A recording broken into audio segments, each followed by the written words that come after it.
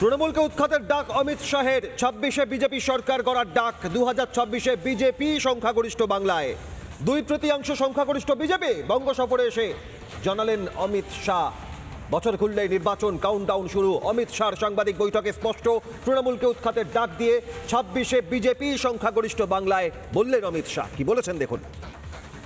आज जब मैं कह रहा हूं कि इस बार 26 के बंगाल के विधानसभा चुनाव में बंगाल में हमारी सरकार बनेगी, इसका मजबूत आधार भी भारतीय जनता पार्टी के पास है।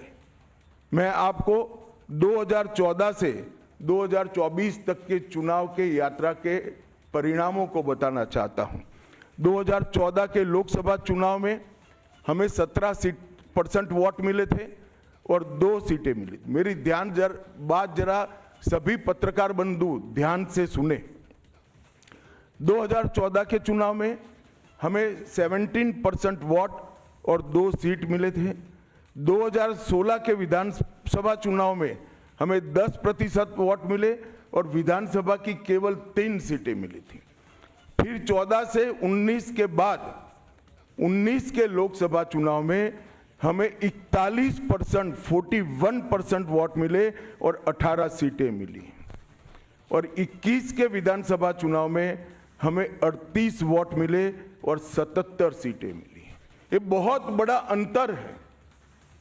जिस पार्टी को केवल 3 सीट मिले थे, वो पार्टी 5 साल के ही अंतराल में 77 सीट प्राप्त करी। और इसका नतीजा देखिए, कांग्रेस जिसकी एक प्रकार से स्थापना ही बंगाल से शुरू हुई, वो कांग्रेस पार्टी बिग जीरो पर पहुंच गई। और 34 साल तक शासन करने वाला कम्युनिस्ट गठबंधन भी एक भी सीट प्राप्त नहीं कर पाया और हमने मुख्य विपक्ष का स्थान प्राप्त किया। आज शुभेंदु जी मेरे साथ यहाँ पर बैठे हैं, वो हमारे प्रतिपक्ष के नेता हैं। 24 के चुनाव में भी हमने 39% वोट प्राप्त किया, 12% सीट प्राप्त की, 12 सीटें प्राप्त की।